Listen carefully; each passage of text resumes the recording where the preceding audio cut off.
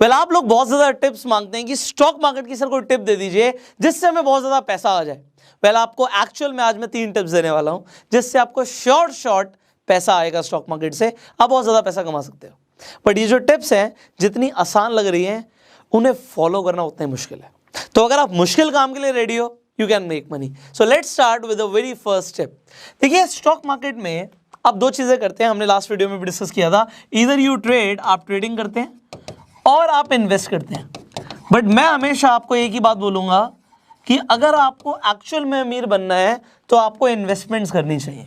अब ये तो समझ आ गया इन्वेस्टमेंट्स करनी चाहिए, बट अब बात आती है जब आप इन्वेस्टमेंट की बात करते हैं, 2 चीजें मैटर करती हैं इन्वेस्टमेंट के ऊपर कि आपको सबसे पहले ये देखना है कि आप कितना पैसा लगाने वाले हैं। जितना ज्यादा पैसा इन्वेस्ट करेंगे उतना ज्यादा आपको ROI आएगा। अब उसके साथ साथ आपको ये भी देखना है कि रेट ऑफ इंटरेस्ट क्या है। ROI से रेट ऑफ इंटरेस्ट भी आ जाता है और रिटर्न ऑन इन्वेस्टमेंट्स भी हो जाता है। तो ROI अगर मान लीजिए आपका 12% है तो यहां पे कहते हैं स्टॉक मार्केट के अंदर 12% बहुत अच्छा है।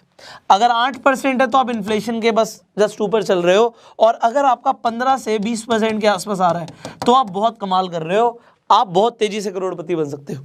अब ये जो खेल है कि आप कितना पैसा इन्वेस्ट करते हो और कितना ज्यादा रेट ऑफ इंटरेस्ट मिलता है, इसके साथ साथ एक और चीज आ जाती है कि आप कितने टाइम के लिए इन्वेस्ट करते हो। तो अब जो मेरी नंबर 1 टिप है, आप ये समझिए, अगर आपको बहुत तेजी से आगे बढ़ना, अपने पोर्टफोलियो को बहुत तेजी से आगे लेके जाना है, तो इन 3 चीजों के ऊपर हमें काम करना है। पहली चीज, हम कितने टाइम के लिए इन्वेस्टेड रहते हैं।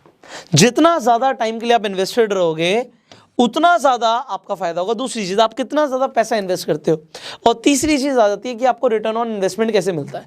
अब लोग हमेशा किस तरफ भागते हैं, ROI बढ़ाने के चक्कर में, कि हमें रिटर्न ऑन इन्वेस्टमेंट बहुत ज्यादा मिल जाए, हमें 30% रिटर्न ऑन इन्वेस्टमेंट मिल जाए। ओहो। और अगर आपको ये समझना है कि ये रिटर्न ऑन इन्वेस्टमेंट्स कैसे काम करता है, मैं आई बटन पे वीडियो दे दूंगा, इसे आप देख लीजिएगा, आपको समझ आएगा कि 1-1% के रिटर्न ऑन इन्वेस्टमेंट से आपका जो ओवरऑल पैसा है वो किस तरीके से मल्टीप्लाई करता है। तो 1-1% का रेट ऑफ इंटरेस्ट बहुत मैटर करता है।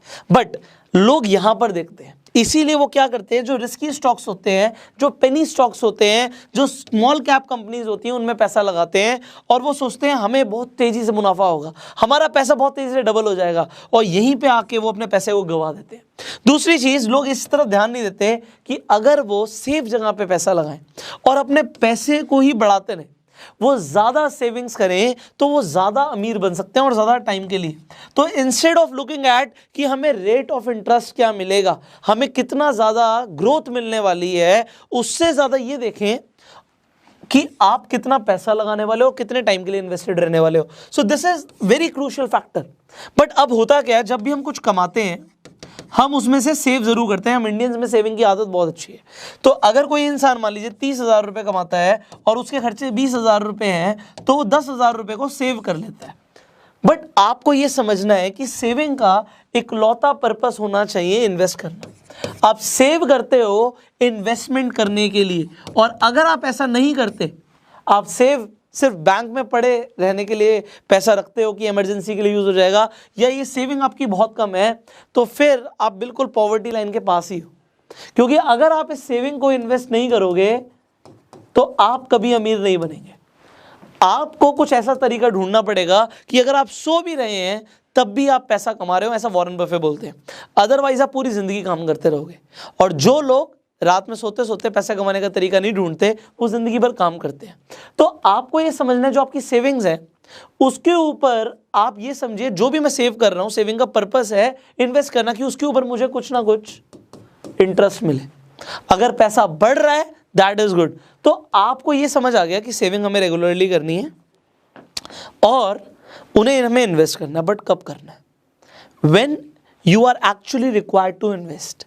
इसका मतलब ये नहीं है कि आज मेरी सैलरी आई है, मैं 20,000 रुपये रख लेता हूं खर्चे के लिए और 10,000 रुपये आज ही इन्वेस्ट कर देता हूं।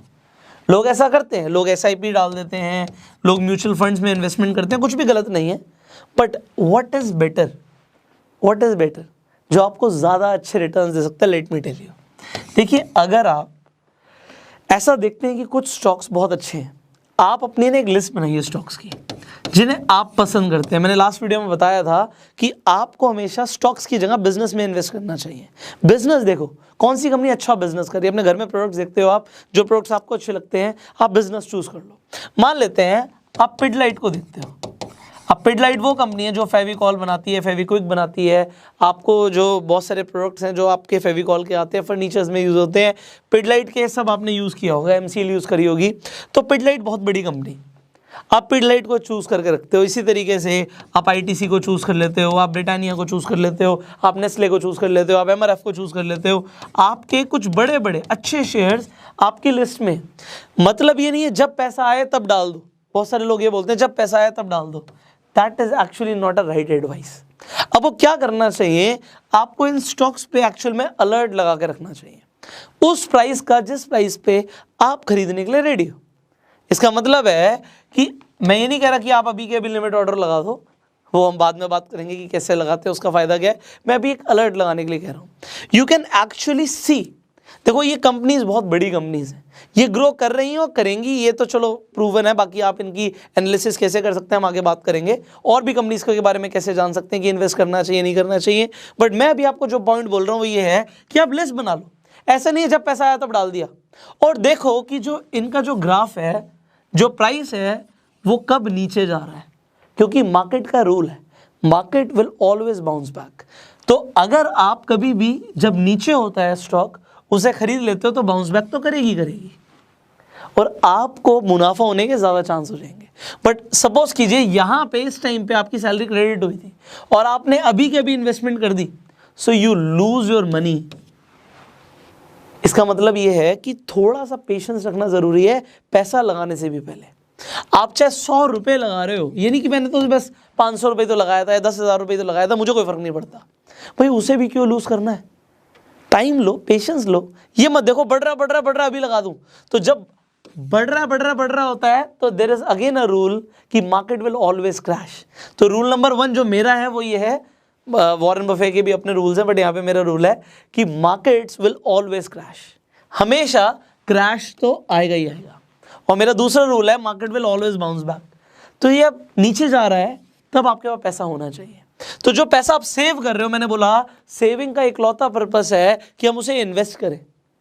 और इन्वेस्ट भी कैसे, अगर आप ये सोच रहे हो, मान लो आपके पास 10,000 रुपए हैं और जो आपका फेवरेट स्टॉक है, मान लीजिए आपका पिडलाइट फेवरेट स्टॉक है और आपने देखा अरे यार ये तो थोड़ा सा टूट गया, मान लेते हैं 10% या 15% टूट गया, मैं इसे अभी के अभी खरीद लूंगा।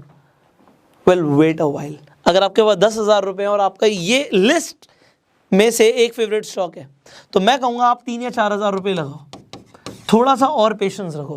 हो सकता है जहाँ पे आप इन्वेस्ट कर रहे हो उसके बाद भी और टूट जाए, तो फिर क्या करना है, फिर री इन्वेस्ट करना है। यहाँ पे भी पैसा लगाया, यहाँ पे भी पैसा लगाएंगे और इसके बाद हो सकता है थोड़ा सा और टूट जाए, अरे वाह और पैसा लगा देंगे, क्योंकि उसके बाद हमें वेट एंड वॉच करना। हो सकता है उसके बाद भी हम थोड़ा सा लॉस में जा रहे हो बट वहाँ पे लॉस बियर करना पड़ेगा, क्योंकि हमें बाय एंड सेल नहीं करना, हमें बाय एंड होल्ड करना है।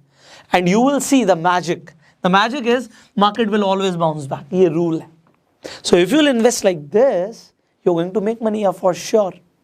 आप 100% पैसा कमाएंगे, आपको किसी की कोई टिप की जरूरत ही नहीं है। आप बड़ी कंपनी में पैसा लगा रहे हो, अगर उसका आज मार्केट प्राइस डाउन जा रहा है, और यहाँ पे मैं लिस्ट क्यों बोल रहा हूँ, हो सकता है कोई एक कंपनी जिस पर बहुत ज़्यादा भरोसा कर रहे हो सकता है उसके साथ कुछ हादसा हो जाए, जैसे कि येस बैंक के साथ हुआ। हादसा मतलब स्टॉक इतना गिर गया कि वो ज़मीन पर आ गया, उससे नीचे घुस गया वो तो। बट बात ये है कि उसके बाद भी क्या बाइंग अपॉर्चुनिटी बनती है, उसके लिए आपको बहुत सारे एनालिसिस करने पड़ेंगे। बट द थिंग इज, जो बड़ी कंपनीज हैं उनके साथ जनरली ऐसा नहीं होता, हो भी सकता है बट इसीलिए मैंने लिस्ट बोला कि ना सिर्फ एक, आपके पोर्टफोलियो में कम से कम 3-4 बड़ी कंपनीज होनी चाहिए कि आपको वो एक स्टेबिलिटी भी दें, आपको हार्ट अटैक ना हो जैसे बहुत सारे लोगों को हो जाता है। तो यहाँ पे हो सकता है आपको यहाँ पे एक फंडामेंटल रूल समझ आ गया। एंड थर्ड जो सबसे इंपॉर्टेंट है, जो आपको हर एक्सपर्ट बोलेगा अगर वो एक्सपर्ट है तो, कि भैया हम जब भी इन्वेस्ट कर रहे हैं हम लॉन्ग टर्म के लिए कर रहे हैं। लोग क्या करते हैं, मान लेते हैं आपने किसी स्टॉक में इन्वेस्ट किया और स्टॉक में इन्वेस्ट करने के बाद जैसे उसमें आपको दिखा 10% का मुनाफा हो गया, 20% का मुनाफा हो गया, 30% का मुनाफा हो गया, हम तुरंत सेल कर देते हैं। इससे आप कभी अमीर नहीं बनोगे। इससे आप अमीर क्यों नहीं बनते, मैं आपको एग्जाम्पल देता हूं। हम विप्रो की बात करते हैं। आज से 40 साल पहले, हो सकता है आप में से ज़्यादातर लोग हो भी ना इस दुनिया में, मैं भी नहीं था, बट अगर 40 साल पहले मान लेते मेरे फादर या मेरे दादाजी सिर्फ और सिर्फ 100 रुपये विप्रो में लगाते हैं, सिर्फ 100 रुपये। डेफिनेटली आप कहेंगे सर 100 रुपये भी बहुत बड़ी बात थी आज से 40 साल पहले, बट इतनी भी बड़ी बात नहीं थी। बट अगर सिर्फ 100 रुपये लगाते तो आज वो 7 करोड़ रुपए होते। समझ रहे हैं आप, ये लॉन्ग टर्म का मैच है। आप सोचिए किसी इंसान ने 100 रुपये इन्वेस्ट किया और जैसे उसका 130 रुपये हो गया उसने बेच दिया, oh what a profit man, and आज वो रो रहा होगा कि भैया 7 करोड़ रुपए हो गया। तो इसीलिए लॉन्ग टर्म का मैजिक है। मैं को एक और एग्जांपल दे देता हूं। अगर हम इन्फोसिस की बात करते हैं तो इन्फोसिस के शेयर में किसी ने 1995 के अंदर अगर 10,000 रुपए लगाए होते, मान लेते हैं मेरे फादर ने, मैं 1995 में पैदा हुआ था, 26 साल का ही हूँ, तो मेरे फादर ने मेरे नाम पे, मेरी खुशी पे, आज मेरी बिटिया हुई है, तो जब वो पैदा हुई तो उसके नाम के लिए, मतलब जब वो हुई तो मेरी तरफ से गिफ्ट उसके लिए मैंने कुछ शेयर्स खरीद के उसके लिए डाल दिए फॉर लॉन्ग टर्म। अब वो उसके, मेरे नहीं है। जब उसमें समझ आएगी इतनी कि वो उन शेयर्स के साथ डिसीजन ले सकती है तो वो लेगी। मैं कुछ नहीं करूंगा उन शेयर्स का, ये मैंने सोचा है। This is my long term perspective कि मेरे बच्चे के लिए मैंने सोचा भैया मेरी खुशी में, मेरे फादर 10,000 करते, मैं जितना कर सकता था मैंने कर दिया। तो मैं आपको एक एग्जांपल दे रहा हूँ कि मेरे फादर ने अगर 10,000 रुपए की, मेरी खुशी में बेटा हुआ है जी, इसके नाम पे हम 10,000 शेयर डाल देते हैं इन्फोसिस के, तो आज की डेट में वो 68 लाख रुपीज़ होते हैं। इसका मतलब है कि एक बच्चे की जितनी भी पढ़ाई वढ़ाई लिखाई का खर्चा होता है, जितना माँ बाप को करना होता है, सब हो गया।